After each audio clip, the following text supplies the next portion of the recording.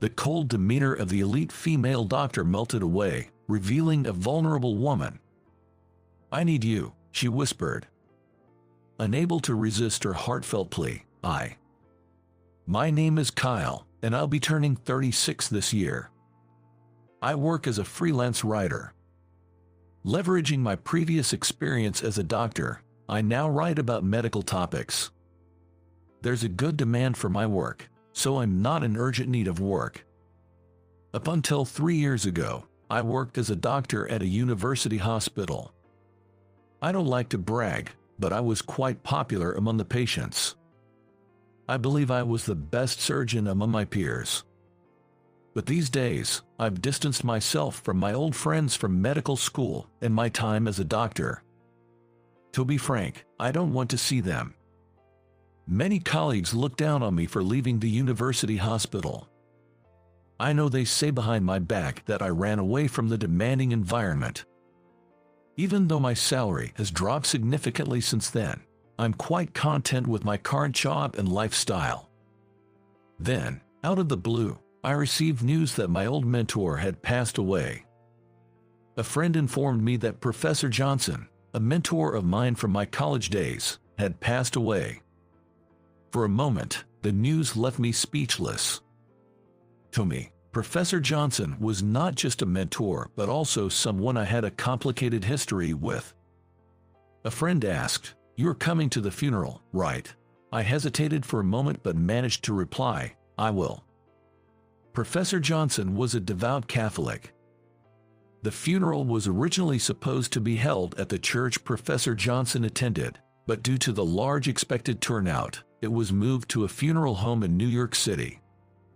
Still, many priests and nuns were present, and the funeral mass went on without a hitch. I wasn't familiar with the hymns and was attending a Catholic funeral for the first time, so I just followed the crowd. Many of the faces at the funeral were friends and colleagues I'd been avoiding, making me feel out of place. Some were whispering and glancing in my direction. I think I was the first of my college classmates to leave the front lines of medicine early. Most of my peers are still working hard as doctors. I decided to leave as soon as the funeral was over. I somewhat regretted attending, feeling this wasn't where I belonged. As I lay flowers on Professor Johnson lying in his coffin, I recall a conversation I once had with the professor. It was the talk that had pushed me to leave the university hospital. I always wanted to ask him what he really meant by those words. And even now, those feelings hadn't changed. After the funeral, I watched as Professor Johnson's coffin was taken away. The funeral's main mourner was Professor Johnson's wife. Our eyes met, and I gave a slight nod. She smiled kindly at me. Suddenly, a voice behind me snapped, "Look, who finally showed up. The very man who betrayed Professor Johnson." I was grabbed by the shoulder and forcibly turned around. It was a former colleague and classmate from college. Now a top surgeon at the university hospital, Emily. She had been a close friend during our time at the university hospital, and my ex-girlfriend. Her eyes were red, probably from crying. But her face was filled more with anger than sadness. And that anger was directed at me. I felt her grip tighten. I was more concerned about her hurting her hand than the pain I felt. Her right hand is the hand that saves many patients. She's not just any random right-hand woman. If you exert that much force, you'll hurt your finger. Emily's eyes widened at my words. The next moment, she forcefully removed her hand from my shoulder. "Why bring this up now? Go back to the countryside, you loser." Pushing away our mutual friends who tried to intervene, Emily hurled insults at me. Coward, loser, deserter, irresponsible, I've heard them all before. I felt like laughing at the absurdity, hurriedly covering my mouth with my hand. The more seriously Emily cursed me, the more ridiculous I felt. "It's okay to scold me, but don't you have anything else to say, Emily? I'm tired of hearing the same things." Even though I knew I was provoking her, my sarcastic tone remained unchanged. Emily's face turned bright red with anger and embarrassment. She had always been like this. Always trying to do the right thing, always taking patients seriously. But her strict attitude towards both herself and others often led to misunderstandings.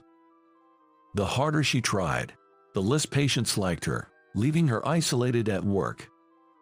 Yet, her spirit and ideals never wavered. She probably didn't realize that her diligent attitude, without any arrogance about her own skills, was almost suffocating for me. I looked at Emily, who was glaring at me while breathing heavily, with pity. She never doubts that what she knows is the only truth. I find Emily's candor like that annoying.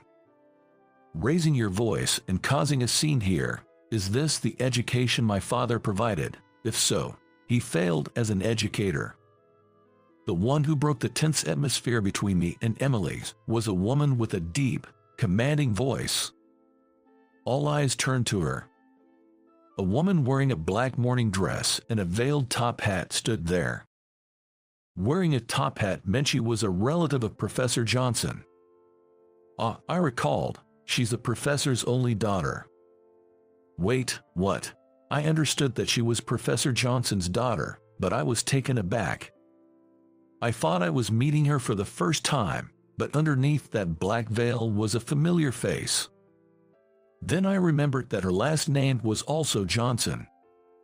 Kyle, thank you for attending my father's funeral. The woman, who addressed me in a monotone without bowing, was Ava Johnson, whom I often saw at the publishing company building. Although we wrote in completely different genres, we both freelanced for the publisher and often met at related parties. Ava, famous among us writers for her audacity, unconventional approach, and beauty, was someone I'd occasionally grab a drink with. What? Ava is Professor Johnson's problematic daughter. Unable to contain my surprise, I blurted out. Ava frowned, replying, "Choose your words carefully. Why didn't you tell me sooner? You never asked." The fact that Professor Johnson's only daughter was famous among his students for being a problem child.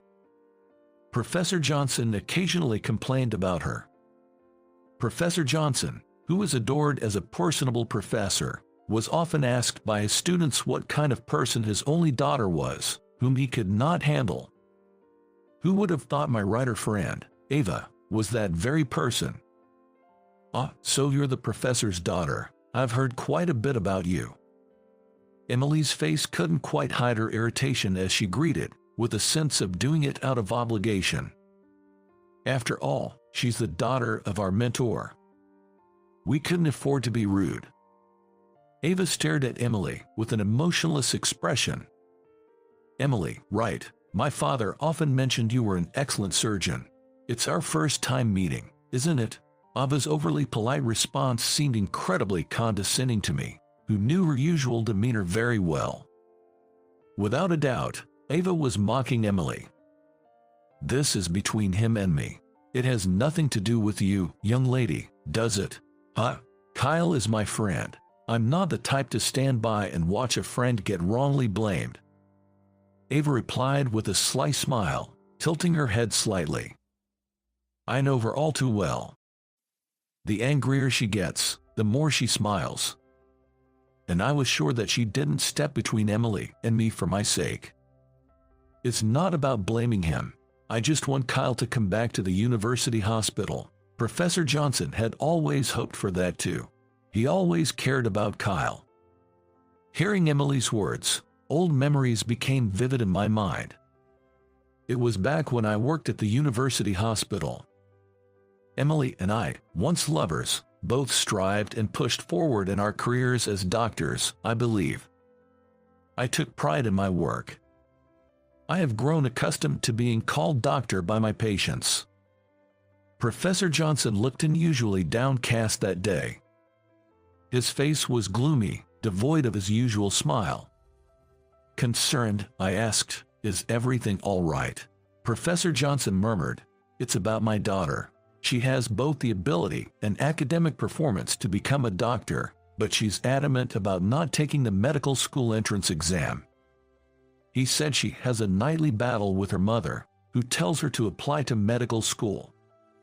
To be honest, I'm fine with either decision. I've even considered adopting a son-in-law, but she's against that idea too. What should I do? The Johnsons has been famous for being a family of doctors for generations. He choked on his words, saying that it would be a shame to end it in his generation. I can't understand what's so bad about becoming a doctor. It's beyond my understanding. I carelessly blurted out. Professor Johnson looked at me a little surprised.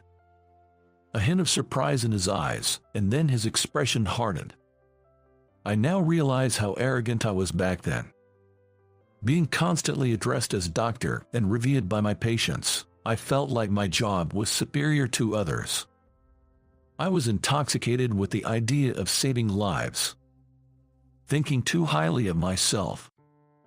Professor Johnson didn't miss the arrogance in my heart.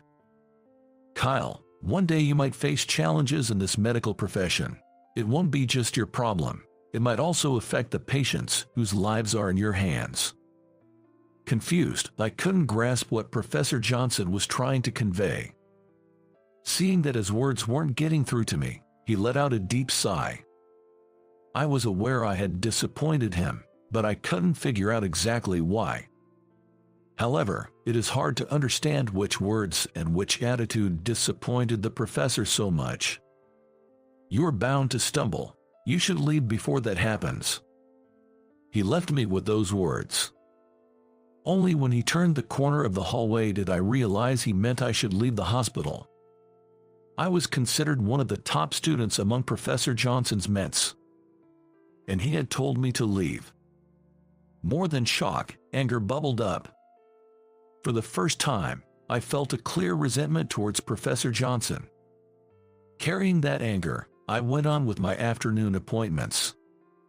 And that day turned into a storm of complaints. Of course it did. I think I unfairly took out my frustration on a patient.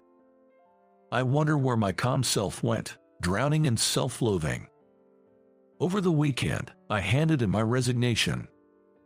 Watching Emily work and comparing with myself, I realized I was no longer needed at this hospital.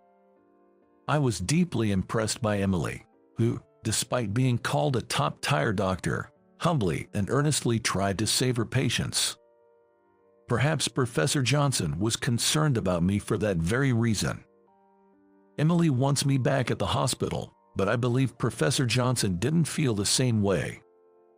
Emily, you're lying, right? I bet Professor Johnson never said he wanted me back. Upon hearing my words, Emily looked surprised, saying, "Oh." For the first time, I explained to Emily why I left the university hospital. I told her that it was Professor Johnson's words that made me realize I shouldn't be a doctor. Both Emily and my colleagues listened to my confession with bated breath. I left the hospital because I was sick of my own immaturity as a doctor and as a person. Even after hearing the truth, Emily couldn't accept it and kept arguing with me. I'm tired of hearing her repeated why and how come. Professor Johnson just wanted to motivate you. You misunderstood him. Come back to the hospital. Let's start over, okay? Emily, unable to accept what I said, was desperate to persuade me. I'm right, and you're wrong. It seemed to be written on Emily's face that this was why she had to make it right. Ava watched Emily expressionlessly. Suddenly, Ava shifted her gaze from Emily to me. Our eyes met instantly. Ava smiled slyly when our eyes locked. We are students of Professor Johnson. Be proud and confident, Emily exclaimed, almost shouting. I get it. My father was a respectable doctor and professor, but he got sick and couldn't beat the disease. Ava's words took Emily by surprise. All the proud and brilliant students couldn't save my father. Ava threw those harsh words at Emily. Ava is trying to verbally overpower Emily. I've heard that when Professor Johnson collapsed, Emily was the one on duty that night. The person most regretful about not being able to save Professor Johnson's life was Emily herself. Emily bit her lower lip, to which Ava smiled faintly. "Your dedication and emergency treatment were admirable, but that's it. My father passed away." Faced with this brutal reality, Emily seemed to want to cover her ears. Her body was shaking slightly. "But he can't even do that," Ava said slowly, pointing at me. "If Professor Johnson had been brought in, could I have treated him? I'm sure I won't be able to stay calm. I might have panicked and run away." Feeling exposed, I was lost for words. I'm a coward. Still, that's why I'm scared of facing the medical field on my own. I want your support. I was taken aback by the sight of Emily that I had never seen before. "I need you." Those were Emily's true feelings. She collapsed to her knees, tears streaming down her face. I wanted to comfort her, but I felt I wasn't worthy. Crying, Emily kept saying, "I want you to be with me." Looking down at her with a smile, Ava watched her. Then, making sure Emily didn't notice, Ava gently kicked my leg, urging my indecisive self. After that kick, Ava silently walked towards the exit. Her back was straight, showing no hesitation. It felt as though she displayed a genuine strength, unlike the facade shown by Emily. I gently knelt beside Emily, speaking to her softly.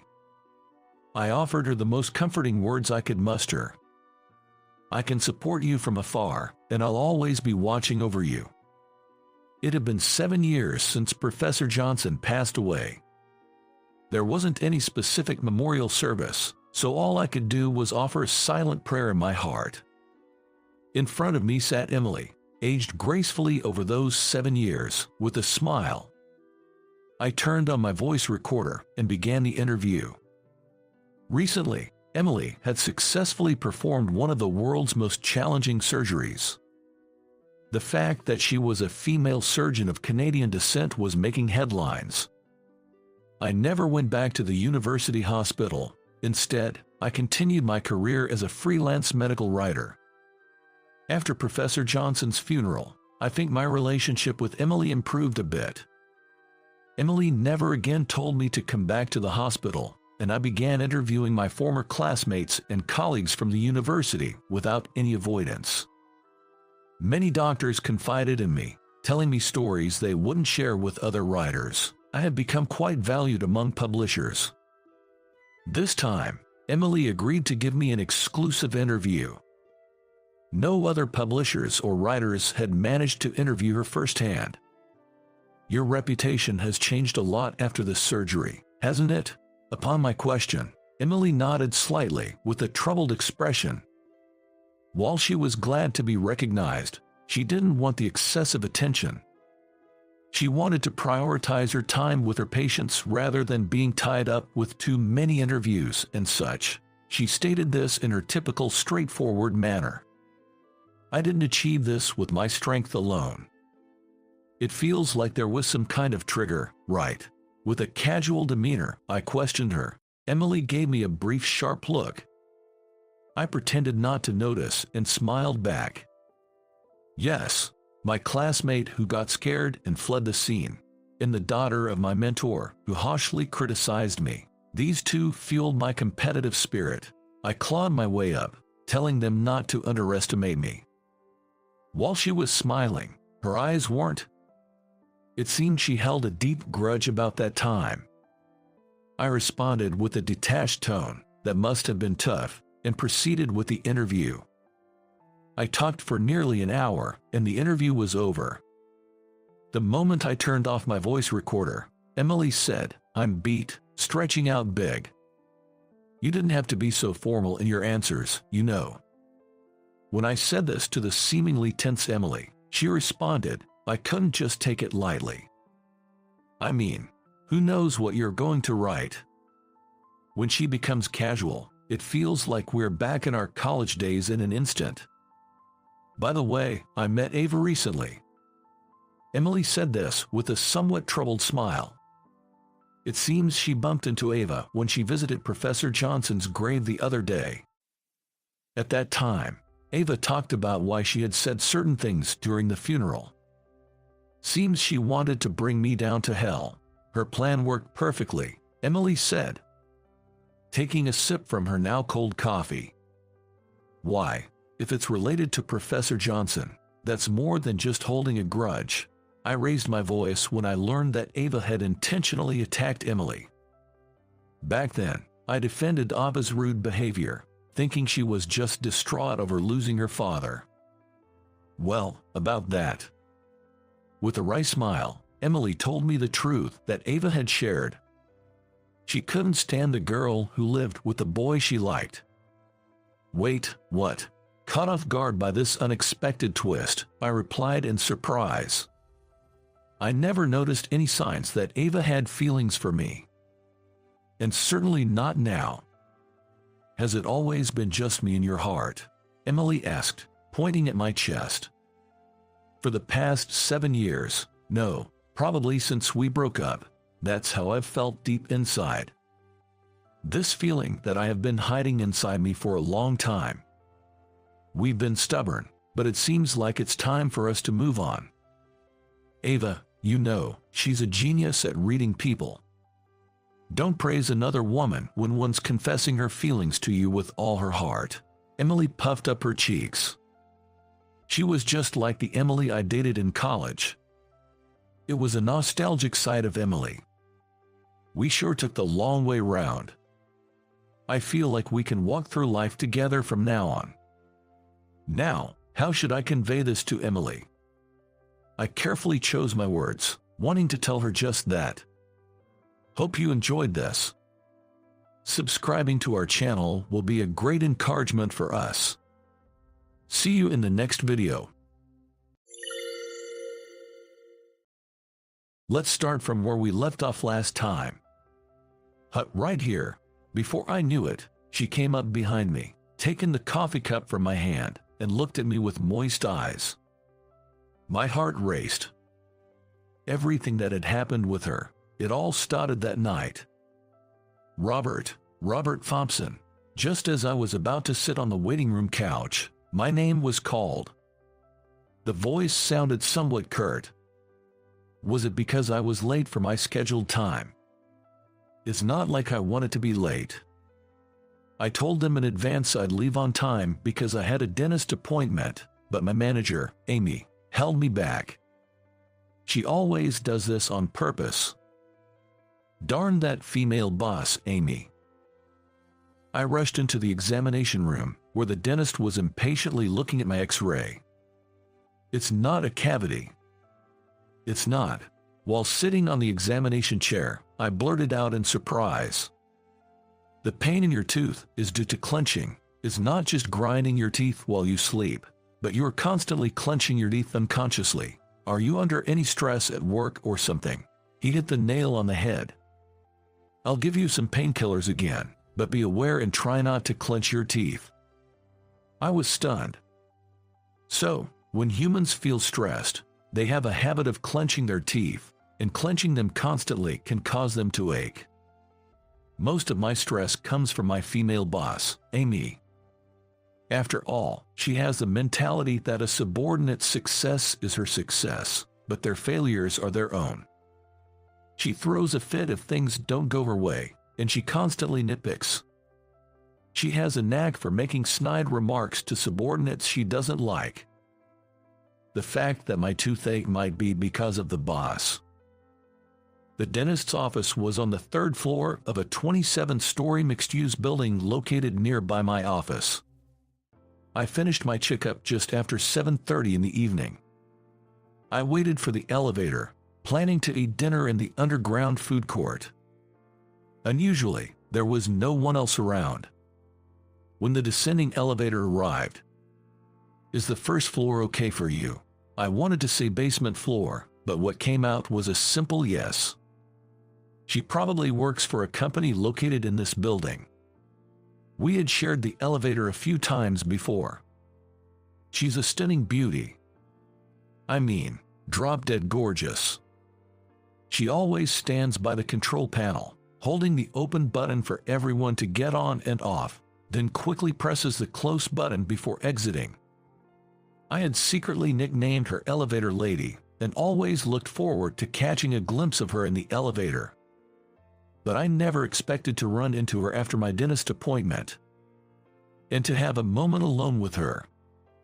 I found myself wishing the elevator would just stop for some reason, when suddenly I felt a strong jolt from below. It's an earthquake.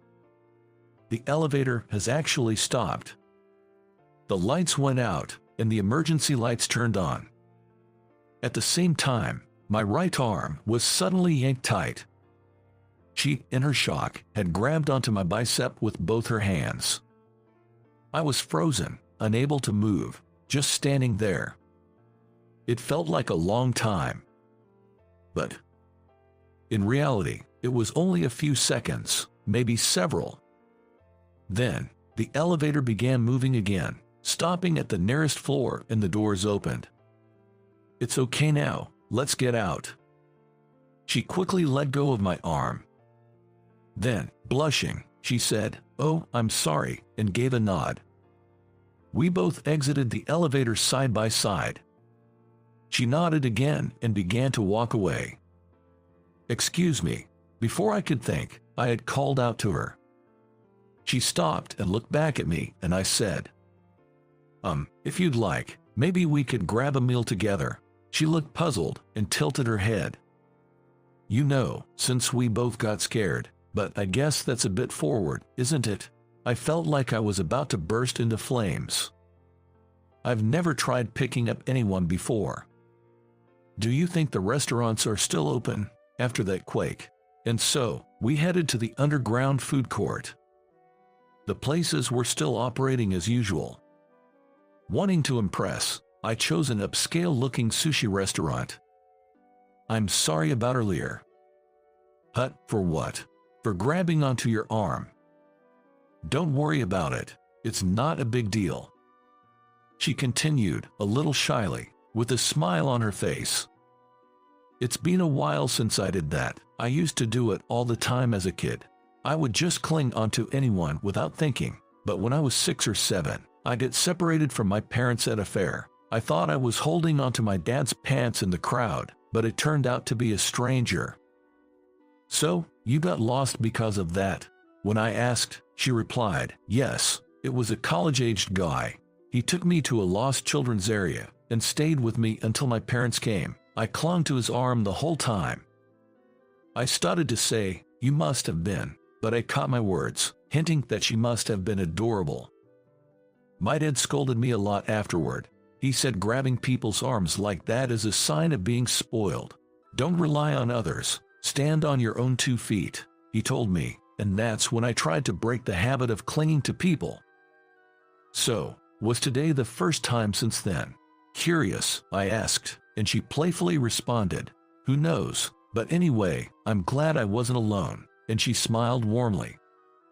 After that, the conversation drifted to a recent visit to the dentist because of a toothache that wasn't a cavity. We also talked about how our work stress must definitely be because of our bosses. Before I realized it, I was talking more than I usually did. It's not just my current boss. Ever since I was born, there's always been a woman in a position above me. My sisters are 5 and 3 years older than me, and throughout elementary, middle, and high school, all my teachers were women. Even at my part-time jobs, all my bosses have been women. Are you afraid of women or something? No, I don't see it that way. It's just that. Just what? Back in my school days, I had this female friend. She'd often invite me out to drink and stuff. I'd get my hopes up, thinking something might happen, but in the end, she'd say something like, "You are just a safe bet to me." She listened to my light-hearted story with a smile on her face. Every once in a while, she'd brush her hair behind her ear with her right hand. I noticed a small mole on the back of her hand, right around where the base of her thumb is. "Are you sure you're okay with it?" She had suggested splitting the bill, but I declined, saying, "I was the one who invited you." We had forgotten to even exchange names. I couldn't tell her that I'd seen her around before. "Thank you so much for today, and for treating me to dinner." "No problem. Thank you too." She walked toward the train station, looking back and waving 2 or 3 times. Each time, I wanted to call out to her. I wanted to stop her and exchange contact details. But I thought, maybe I'd be bothering her or she might reject me. With those thoughts, I couldn't muster the courage to speak up. Waving back was all I could manage. "Anyway, I'll see her again in the elevator like always." That's what I reassured myself with internally. And as I watched her leave, I realized I was clenching my teeth. Simultaneously, the words of my dentist echoed in my mind. "Be conscious not to clench your teeth." From then on, with a strong desire to meet her again, I'd find reasons to slip out of work and head to that building next to our office. But for some reason, I never bumped into her in the elevator again. Then, one day, "Hey, Robert." While I was working on an urgent task at my desk, I was called by the laid-back voice of Amy. When I reached her office, "You're being transferred to our subsidiary." Amy, with a faint smile, handed me the notice of my job reassignment. "Look, it's that underperforming company. Being sent to such a low-level company, I really feel for you, but maybe it's just right for someone like you. Anyway, use that little brain of yours and make sure the handover is smooth, okay?" My successor was a man from the department next to mine, newly hired mid-career. When the handover process began, he was quick to grasp things and had a pleasant demeanor. He was also fairly well received by our clients. My only concern was that he seemed a bit timid. 2 weeks later, I started at the subsidiary I was assigned to. The commute took about 20 minutes longer than before, but it was manageable. However, because I was unfamiliar with the train line, I barely made it on time that day. Panting, I rushed into the building's elevator. Our office was on the 7th floor. As I reached to press the elevator button for the 7th floor, I noticed the light for that floor was already lit. Going to the 7th floor, I was addressed by a woman standing in front of the control panel. I replied with a nod and looked up at her. What? Why? It was her, the woman from that night of the earthquake. It was a small building.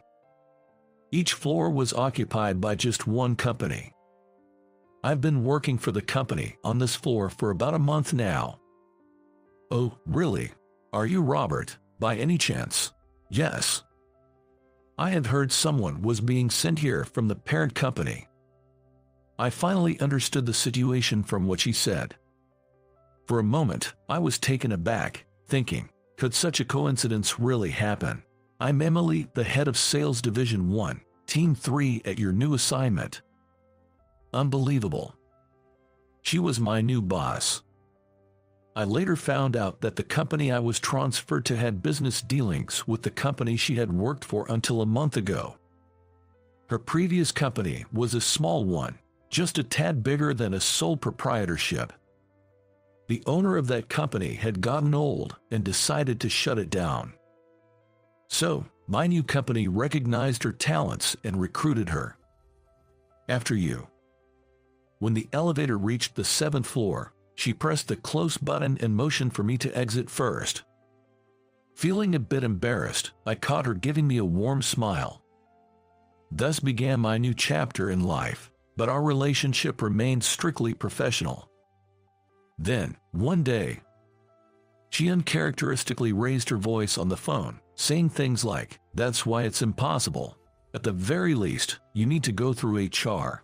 Before hanging up, I approached her with some documents I needed to submit and asked, "Is everything okay?" "No, it's nothing major. I'm sorry for raising my voice." She was clearly flustered. I was curious, but I didn't press further and left her office. At that moment, my phone buzzed in my pocket.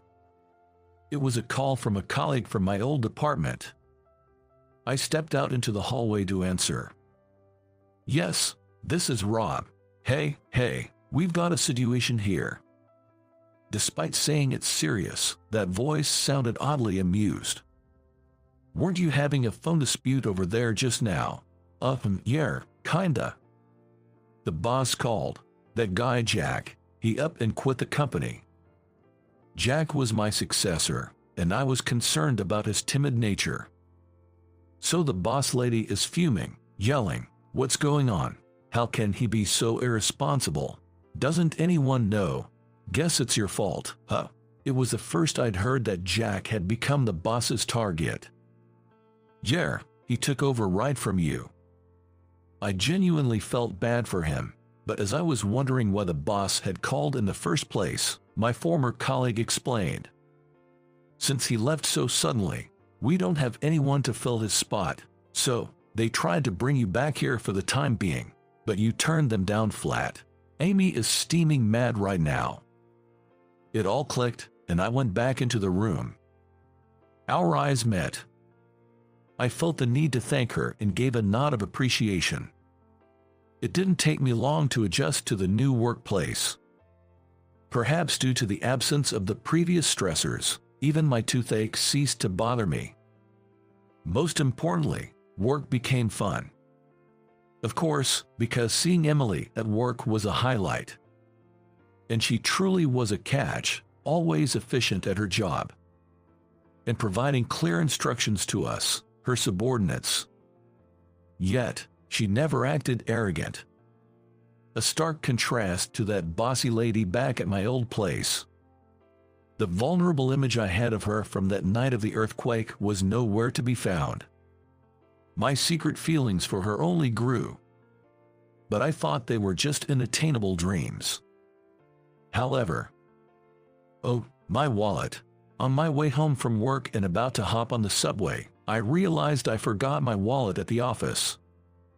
In a rush, I headed back to the company to find Emily there alone. Elbows on the desk and her head cradled in her hands. "You are still here?" "Oh, yeah, just lost in thought." "What brings you back, Robert?" "Left my wallet." "I see." I grabbed my forgotten wallet from the drawer and asked her if she was leaving soon. Maybe I should. "Wait up, let's head out together." With that, the two of us got in the elevator. "I hope it doesn't get stuck again," she murmured, looking up at the elevator's floor indicator. When I turned to her, she was already looking at me. "Is it okay?" I wasn't sure what she meant by okay. The next moment, she suddenly gripped my arm tightly. Much like that night of the earthquake. But this time, even after we stepped out of the elevator and began walking, she didn't let go of my arm. My previous company was a small place. I was persuaded to join this one, but being a manager and leading people, it's quite a challenge. It seems that even she, who always appears confident at work, feels the pressure. "How about grabbing some dinner?" I was thinking the same, but I have two conditions. Suddenly, she let go of my arm and took on a serious demeanor, just like at work. "What are they?" "We'll split the bill." "Okay." "And no sushi places." "Got it." She shrugged and let out a soft chuckle. "Actually, I'm not a fan of raw fish." "So, you pushed yourself that other night?" "Yes," I thought, why not? You treated me after all. We both laughed heartily. As we laughed, she grabbed my arm again, resting her head on my shoulder. She chose a barbecue place near the station. A man and a woman, just the two of us, at a barbecue joint. My heart raced, but she seemed completely unbothered. First, we toasted with draft beers. I glanced at her right hand as she held her mug. I was staring at a mole near the base of her thumb on the back of her hand. What? She noticed where I was looking and seemed puzzled. "Oh, that mole on your hand. Yeah, I've been self-conscious about it before." "What about the mole?" "Well, actually, me too." Saying this, I showed her the palm of my left hand. "Look, right here." "Oh my." On the palm of my left hand, I also had a mole near the base of my thumb. She laid her right hand over my extended left one. It's a perfect match, almost the same spot. See, she playfully looked at our overlapping hands and said, matching the lines of our palms, it's like fate or something. She made a cheeky face, sticking out her tongue in jest. And so, we began dating. Of course, we never mixed our personal and professional lives. However, our colleagues seemed to have had an inkling about us. Then, about a year and a half later, an unexpected announcement was made. Firstly, the head of the department I was previously in, Manager Williams. The HR department, concerned about the high turnover rate of employees under her direct supervision, conducted interviews and found out about Amy's arrogant behavior. She was removed from her director position and relegated to a less significant role. Then, Emily was chosen as her successor. Transferring from a subsidiary, it was truly a promotion for her. I was chosen to fill Emily's previous role. From tomorrow, we'll be in different departments at work. We can't help it. Anyway, let's start from where we left off the other day. Here, now. Why not? She smiled mischievously. I couldn't suppress the bubbling feelings anymore. Once she sets her mind on something, she won't listen. She took the coffee cup from my hand. I extended my now empty left hand towards her. She placed her right hand over mine. Our palm lines match. It's like fate. The toaster dinged. That's it for now. The toast is ready. Darn. She and I took turns cooking. That day, it was my turn to prepare breakfast, so I was in the kitchen. We had started living together. By the way, the reason we were moved to separate departments is the company's policy that married couples can't be in the same department. Yes. We were newlyweds, fresh into our marriage. Let's continue from where we left off. Come on, let's. My beloved Emily was repeatedly trying to get my attention. Naturally, I presented the palm of my left hand in front of Emily. Then, Emily playfully slapped it away. What's the matter? Still half asleep. It was Emily's voice that made me realize I'd dozed off and had been dreaming of our newlywed days. The sensation of Emily's hand tapping mine brought me back to reality. About the other day, I mumbled, and Emily picked up on it. She gently placed her right hand over my left. Look at us, we've sure aged, haven't we? She looked at her hand with wrinkle and smiled. We've been married for almost 20 years now. Oh, found another gray hair. Let me continue from the other day. Saying that, she began plucking out my gray hairs. It was just after 3 days since she found the gray hairs.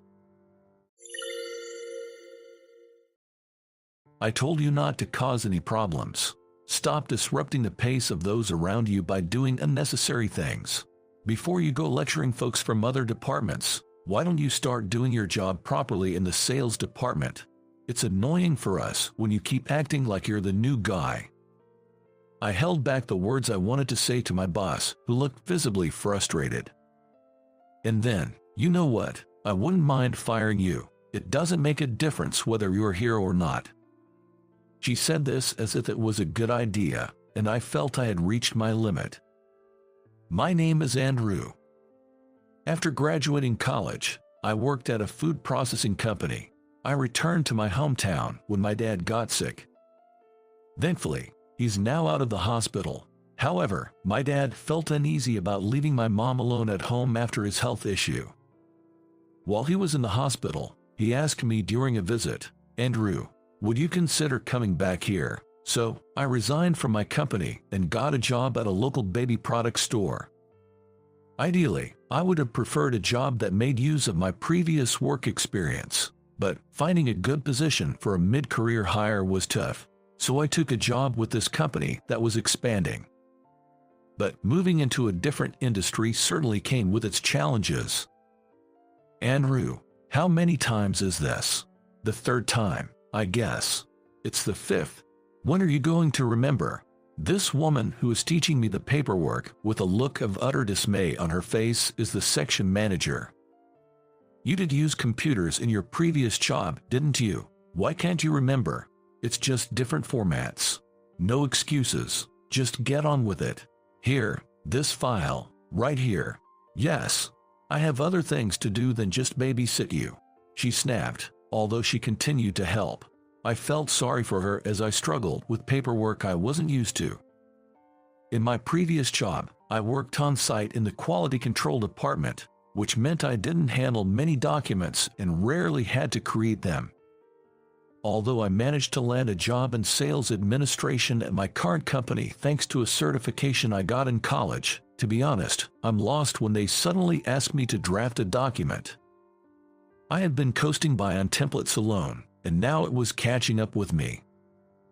Man, maybe sales just isn't for me. It made me realize just how perfect my former job was for me.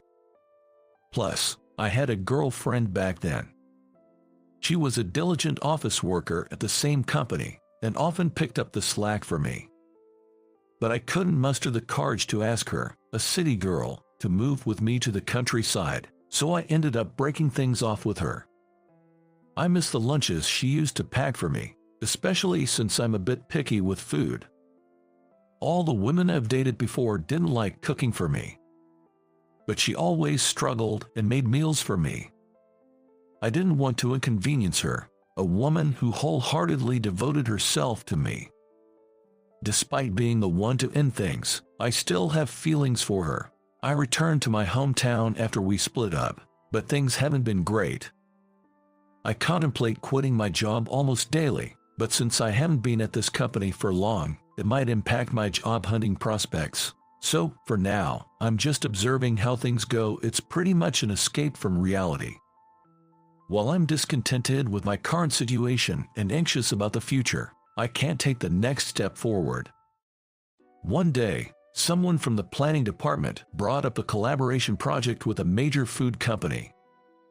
Our company is fairly large in the baby product business, and our mascot character is quite popular among customers. While we do well with apparel and toys, our own food brand wasn't selling too well. They wanted to put more focus on the food division, and this idea came up to stimulate interest and generate buzz. From the looks of my colleagues, it seems the other company wasn't too enthusiastic about the collaboration. After many meetings, we finally found a company willing to partner with us, and a meeting was scheduled at our office with their sales representative and our manager. This is a busy day, so don't cause any problems. No unnecessary questions either, my manager warned me in the morning. After finishing some tasks, I headed to the vending machines. On my way, I bumped into a representative from the other company coming out of the conference room. "You're Andrew, right? Don't you remember? We worked together before." "Oh, Tony. Yes, I didn't expect to see you here. Did you leave your previous job? Are you now with the food division here?" He bombarded me with questions. "No, I'm currently in sales," I replied. "Oh," Tony mumbled, almost to himself. "That explains it." "That explains it? What's that supposed to mean?" I was about to ask him when my cell phone rang. It was a call from my manager.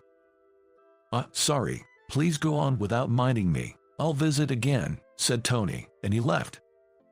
While my phone continued to ring, I answered it.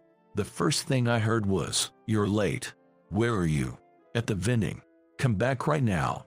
Confused by the abruptly ended call, I returned to my department to see a flurry of activity. One of my colleagues, who had been in a meeting, told me the sample we presented as a product image wasn't well received by the client. "We need a new one by the week after next. Our department and planning are all hands on deck for overtime. You're free, right?" The manager said, "Let Andrew handle the menial tasks." She handed me some documents to copy and went back to her tasks. Menial tasks, huh? Looking around, while the feedback seemed negative, Everyone had a determined spirit, thinking, we still have a chance. Next time, I felt isolated from the group. I may be a burden, but I want to help in some way. That's what I thought. So, I pulled out a notebook where I'd written some half-finished notes and decided to continue writing in it. It was a small thing, but consistency appeared to be key. By reviewing repeatedly, I reduced my mistakes. When I finally had some free time, Mike from the planning department gave me some leftover baby food samples. I'm confident about this one, he said, and I eagerly tasted the carrot puree. And instantly, this is awful, I unintentionally blurted out. Well, it's baby food, it's not supposed to taste that great to adults, someone chuckled. No, this is really not good.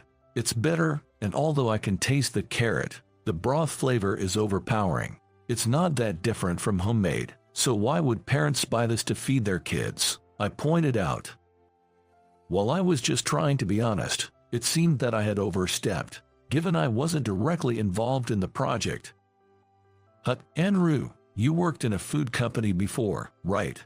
But you've never dealt with baby food, have you? Not sure your input is really needed here, they retorted. I was about to respond when my manager, who seemed to have overheard the conversation, stopped me.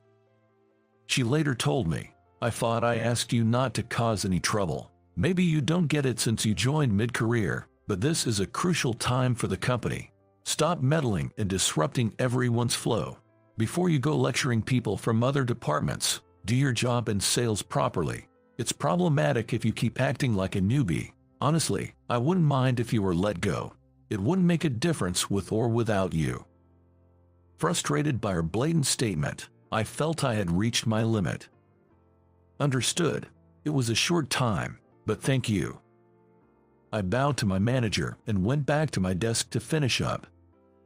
Even though my contribution might not have seemed significant, the notebook I had been diligently jotting work procedures into seemed pointless now. I ripped it up and left the company. On my way home, I called someone. Hey, it's me. A few days after being fired, I received a call from my manager on my cell phone. What does she want now? So annoying. I considered ignoring it, but the person I was with encouraged me to answer. Hello, Andrew. Can you talk right now? My manager's voice lacked its usual energy. Assuming we wouldn't have much to chat about, I replied, sure, go ahead. Thanks, I'm sorry for what I said the other day.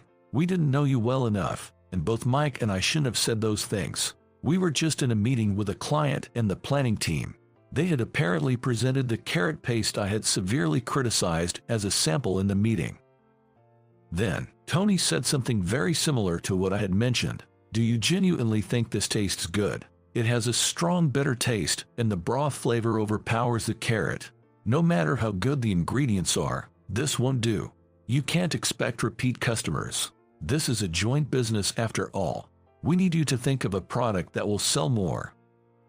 And then, there's a guy named Andrew in sales. You should consider involving him. He used to work for our rival company and was in their quality control department. He's what's called a super taster, someone with more taste buds than average. He's not only gifted in taste but can also accurately recall and compare flavors. I strongly suggest involving him in this project. They decided to continue the meeting next time, with me in attendance. Apparently, it wasn't the right mood to say, Andrew was just fired a few days ago. Please come back. Without you, they won't agree to the main contract. You know our sales projection for this project, right? Food and merchandise combined, it's $5 million. The CEO even said, if this project fails, we'll withdraw from baby food production. So please, my manager pleaded. Ignoring her pleas, I told him, that's so.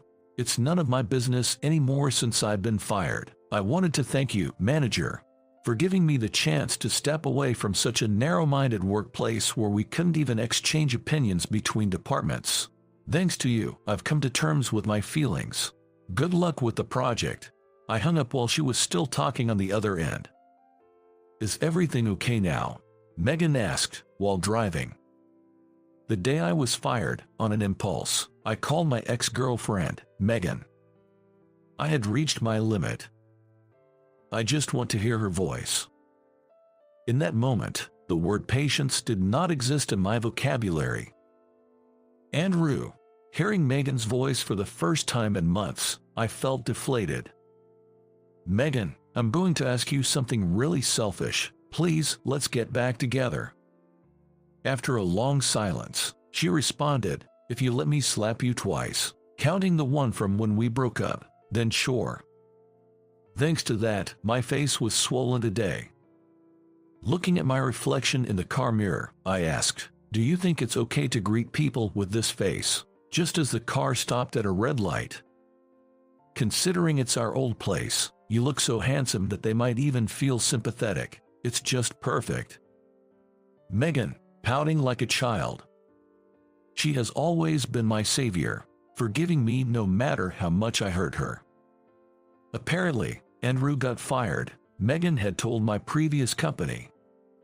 The HR manager contacted me right away, asking, "Would you like to come back?" My replacement hadn't been decided yet, and the remaining team was struggling. Torn between decisions, my mother said, "It's nice to know your dad and you are happy, but it's important to do what you love. I hope you do what you won't regret." With her words, I decided to rejoin. Still, I feel uneasy about living away from my parents, so I think I'll consult with them when buying a house. I need to earn a lot for that. "Welcome back, isn't it too soon?" my colleague Ken joked. But I, donning my pristine work uniform, felt it fit perfectly and replied, "No, I think I realized it too late." That previous project did end up getting canceled, and the company withdrew from baby food production. Meanwhile, my company ventured into baby food production. I attended the product development meetings as a representative of the quality control department. The environment in which opinions can be exchanged regardless of faction is a meaningful one, and the products that have been launched have been well received by consumers and are selling well, and there is already talk of increasing the variety of flavors and forms to suit different uses, such as travel-sized products. Watching children enjoy the food, I feel fulfilled. There are many foods I don't like, but I want everyone to taste something even I find delicious. Just realizing this made those few months' experiences invaluable to me.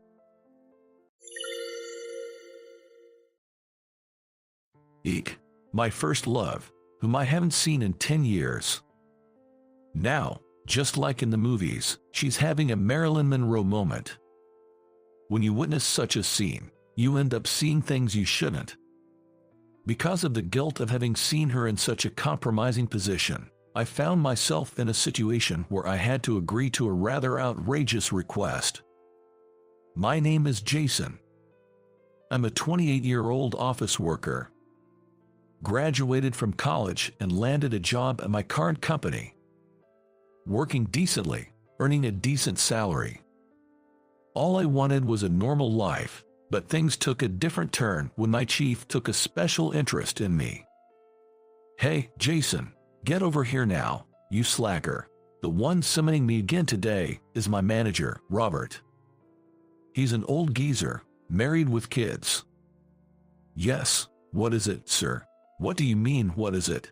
Why didn't you come when I called you immediately?"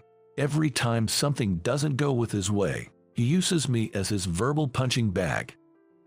Even though the reason for his summons is often trivial, he'd give me a lecture just because I took a bit longer to respond. If I made a mistake, I would understand getting yelled at. But it's exhausting being constantly nitpicked and yelled at for the smallest of reasons. I'm exhausted. Another day comes to an end, enduring Robert's verbal abuse. Exhausted, I flopped onto my bed. And then, my cell phone buzzed with a notification. Looking at the screen, there's a message. I rarely get personal messages, so who could it be? The moment I saw the sender's name, my heart leapt. It's from Kathy, my childhood friend, my first love. I'd played with her since I could remember. Our houses were next to each other.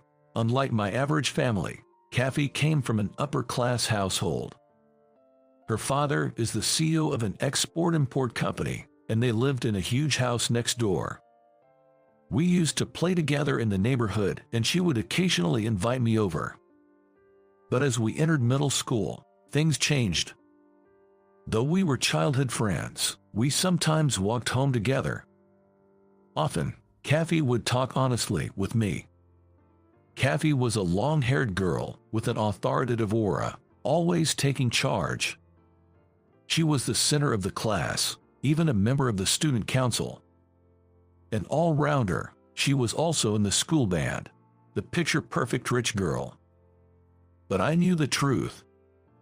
Kathy was anything but a typical rich girl. She was blunt, casual, and quite a tomboy. I'm so done. I'm sick of pretending for my parents. Why do I have to choose activities based on their wishes? I'm not my dad's copy. On the way home, as the sun began to set, she made remarks that would surely shock our classmates if they heard. The side of Kathy she shows only to me was just like any other ordinary girl. If you feel that way, you should stand up to them. It's the age for it, after all. If I do, they'll lock me up at home. I'd hate that. Kathy's parents were strict.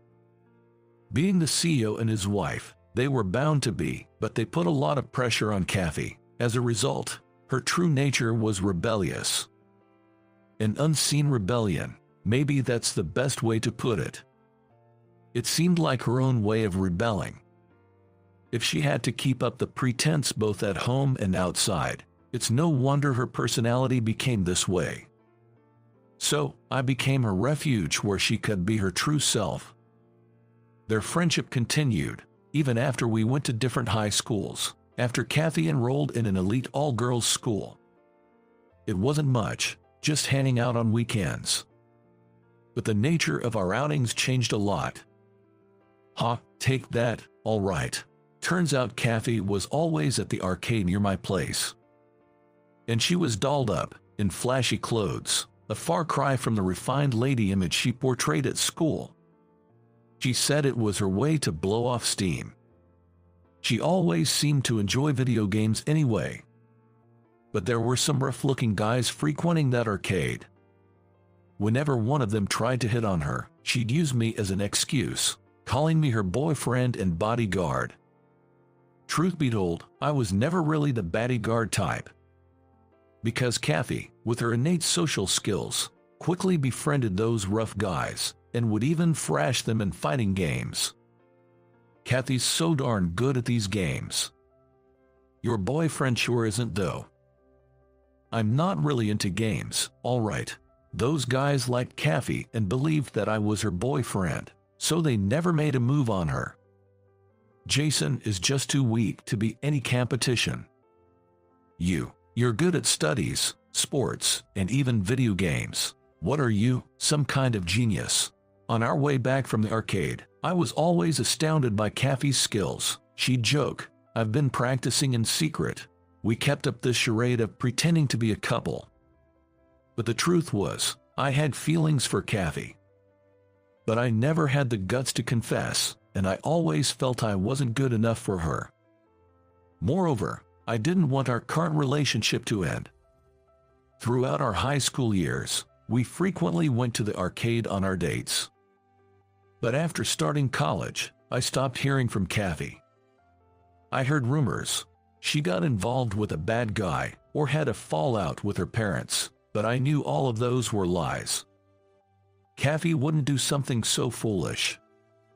She probably moved to New York or found a boyfriend. Thinking all this, time flew by. Then, a message from Kathy after 10 long years. And her tone was just as casual as before. Hey Jason, got a favor to ask, can you play my boyfriend again? I chuckled at her unchanged attitude and replied, after a 10-year silence, you asked the same thing. Aren't there better candidates than me? I kept my tone light, just like before. Soon, her reply came. Your messages are still the same, comforting. I want to talk, can we meet up? I was taken aback. A lot changes in a woman in 10 years. The Kathy in my mind was still on the cusp of girlhood. But at 28, she'd be a full-fledged woman. Could I act the same in front of her now? Though I worried. Long time no see, Jason. There was no need for concern. Sure, Kathy had turned into a beauty. She cut her hair to a medium length and dyed it brown, which was surprising. She looked stunning, with her flawless skin, elegant makeup, and a lovely dress, far from the school uniform look. Any guy would surely be smitten. But inside, she was still the Kathy I knew. Somehow, it felt incredibly nostalgic, and I was able to act the same way I used to without even thinking about it. It's been a while. You haven't changed a bit, although your appearance has. Of course, I've changed after 10 years, but you, Jason, haven't changed at all. As we chatted, we entered a diner. The diner we used to frequent during our student days was no longer there, but this one had kept the same interior, making it feel oddly nostalgic. So, why did you ask for something like that? You must have a boyfriend, right? No way. Everyone runs away once they get to know the real me. I can see that. You turn into a demon when you're angry. Ouch. I was about to say something when I got a swift kick under the table. That's what I'm talking about, I thought, giving her a look, but Kathy pretended not to know what I meant. My dad, he's been trying to set me up with someone without asking me, I guess because I hadn't gotten a boyfriend yet. Well, your dad is a strict person. That's right, and even though I've been saying no forever, he went ahead and set up a meeting for a potential match. Isn't that too much? I got so mad that I blurted out, I have a boyfriend, so don't do anything weird. Kathy's eyes were distant. While it might be a typical story for a young lady, it's definitely not okay to arrange a meeting without considering the person's feelings. It's no wonder Kathy was angry. But apparently, the other party wasn't deterred even after hearing she had a boyfriend. He said he was better than my boyfriend, as if he could compare to you, Jason. So, please, just this once, just pretend to be my boyfriend one more time. Kathy said that, her head bowed, almost as if she were about to kneel on the table. But I couldn't answer her right away. This wasn't just some childhood play acting. If we mess this up, it could cause trouble for Kathy. Let me think about it. So I said. Kathy looked a bit sad, but she smiled and said, that makes sense. It's natural to want some time to think. Sorry, I got ahead of myself. Even though she smiled, it was awkward. I broke the tension by suggesting, shall we go outside, and we both left the diner. But it was still awkward. What should I do? I was thinking about it while we walked. Whoa. Suddenly, her dress blew up. Like Marilyn Monroe's iconic scene. She held her skirt down with all her might. It was like something out of a movie. Looking closer, I noticed she was standing over an air vent. She must have unknowingly walked over it, and unfortunately, the wind blew through. The wind stopped, and her skirt returned to normal. But she was glaring at me with an angry look. You saw it, didn't you? I didn't see. Why are you talking like that? I didn't see. Seriously. I wasn't thinking you were wearing white. You did see. I ended up digging my own grave and got hit by Kathy. A week later, I ended up agreeing to play the role of Kathy's boyfriend. That was because after the incident, Kathy puffed up her cheeks and told me, you have to take responsibility for seeing, and I gave in. Well, it can't be helped that I saw, even if it was an accident. Kathy said, you don't have to think it's a bother, let's just do it casually, like before. She told me that.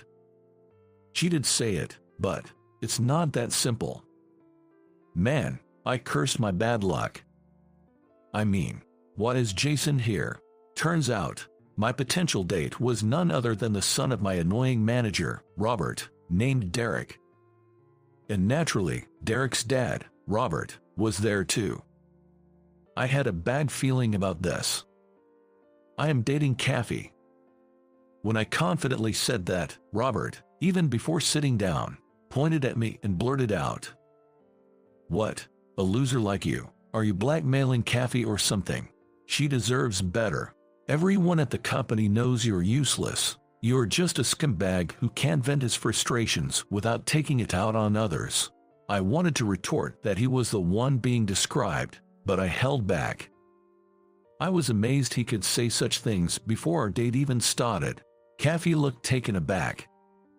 Sadly, it seemed Robert's domineering attitude wasn't just professional, Derek had inherited it. As soon as the day began, Derek wouldn't let me get a word in edgewise and started boasting about his accomplishments without being asked. Granted, on paper, he seemed impressive, but in between his boasts, he'd look down on me and say in tune with his father, "I can make you happier than he can. I bet you've had a hard time with a guy like that. Don't worry, I'll take care of everything." When he said that, even Kathy's father, Tom, was taken aback. They may want to put me down and raise their stock, but they are just sinking, and fast. They don't even realize how fast they are plummeting, like they are diving through the earth and into outer space. With Robert and Derek laughing and berating me, I was trying to figure out my next move. I was thinking hard, but Kathy beat me to the punch. "What is your problem? I can't stand you insulting the man I love, and stop promising happiness when you don't even know me." Watching Kathy like this, Derek nonchalantly replied, "No matter who you truly are, I'll still love you." Upon hearing this, Kathy said, "Then, I'll show you the real me. Follow me." She stood up and led us to a place. It was an arcade, a place we used to frequent. I won't date someone who's worse at games than me. Arcade. I love video games. It's a hobby I've hidden even from my dad. Only Jason knows. Seeing that, Kathy stormed into the arcade.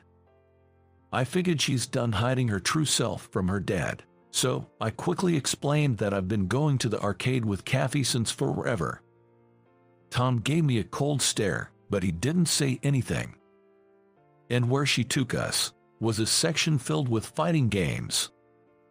If you're really that great, Derek, you should be able to win, right? I mean, how are games useful in real life? Excuse me, don't belittle gaming, it's fun. A life without shared hobbies would be so boring. Kathy went off on him and we ended up competing in a three-way score challenge. But it wasn't a fighting game, it was a shooting game, like a target practice. The only game where I could beat Kathy. Needless to say, I won. Derek, frustrated, said, "This wasn't the deal. I don't want to marry a rough girl like this," and ran off. Robert glared at me and muttered, "You'll pay for this," before leaving. And they left. Left behind were me, Kathy, and her father. Tom yelled, wasting time on such frivolous games. Naturally, he was angry. But Kathy shot back, "You always decide everything for me. And when I stand up to you, you just yell without listening. No wonder I want to escape into gaming." As I tried to mediate, Tom said, "This is probably why you can't find a wife." I lost my temper and snapped back. "I'll marry Kathy, so stop judging her based on her personality. Why are you always criticizing your own child? Kathy isn't a copy of you." Both were taken aback. Kathy, with wide eyes, whispered, "That was my line. Right, it's not a copy of the parent." This is something Kathy once said. I bet they didn't expect to hear such complaints. Tom remained silent. Maybe it hit too close to home. Feeling awkward, I said, "Anyway, please talk it out, parent and child," and ended the meeting.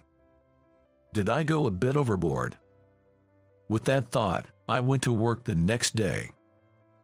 But my desk was gone. Instead, there was a note about a personal transfer. I was informed that I was being relocated to the middle of nowhere, something like rural Nebraska. Panicking, I asked Robert, "What's going on here?" But he just said, "Can't you see? We don't need incompetence." That was the end of that conversation. Apparently, someone reported a major mistake someone else had made, as if I was the one responsible. They seemed pretty ticked off about the incident the day before. It was sheer retaliation. You should just keep quiet down at the bottom. Who do you think you are, challenging us? And that's how I ended up being shipped off to rural Nebraska. Voices like mine, just a regular employee, never get heard. Now, I have to move ASAP, and I'm swamped with packing. At that time, I received a call from Kathy asking me to come over to her place. I told her I was busy with the move, but she even offered to help with my relocation. I realized I had spoken out of turn, and honestly, I wanted to apologize to Tom. When I visited her home, for some reason, Tom was bowing deeply in apology to me. "I'm sorry. We put you through so much. Kathy told me you've been acting as her boyfriend and have been supporting her all this time." What? I'm a fool. Thanks to you, I realized. Just because I can do something doesn't mean Kathy can, and what I can't do, Kathy might very well be able to. Apparently, after that matchmaking meeting, Kathy had a heart-to-heart talk with her father. Seeing sides of his daughter he hadn't known existed made him realize how little he'd been observing her.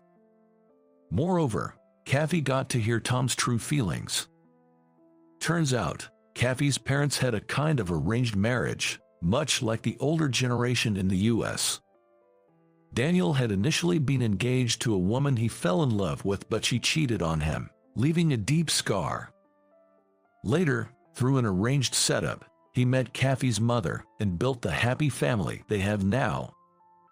That's why Tom thought an arranged marriage isn't bad, and I found more happiness in that than in a love marriage. Kathy said she had a boyfriend, but what if she ended up abandoned like me? I don't want that for her. Such fears made him insist on choosing a husband for his dear daughter through matchmaking. While that's not something to be praised, at the core of Tom's actions was a strong desire to protect his daughter. "I hope you'll continue to be by my daughter's side. You're the only one who truly sees her." For the first time, I felt acknowledged by Kathy's family. But I'm being relocated to Nebraska soon. When I told Kathy, she looked shocked and seemed to understand the situation. "It's not to atone, but if you're open to it, how about working for us?" "Excuse me." "Exactly. Instead of staying at a company with such a terrible boss, why not come to ours?" I wondered if it was all right to think like that, but honestly, I had been considering switching jobs. If I'm going to be demoted anyway, maybe it's all right to just quit. Thinking like that, I surprisingly said, "In that case, I appreciate the offer," and switched jobs. Having worked in sales for a long time, I got along at the new company more than I expected, but that's a story for another day. Later on, I heard that Robert got demoted in my place, but I don't really care about that anymore. By the way, we officially started dating. Well, after all, I had declared my intentions, even saying I'd marry her. It's the first time we've walked together as a couple. True that. Doesn't feel much different, though. You always say stuff like that. Saying that, Kathy accompanied me on my way home. For the first time since becoming a couple, we walked hand in hand. I wished we could have done this sooner. If I had been braver, maybe I wouldn't have had to pretend to be her boyfriend. So, I won't hesitate anymore. "Hey, Kathy." "What?" "I love you." "It's about time you told me." Both of us said that and walked hand in hand, laughing together.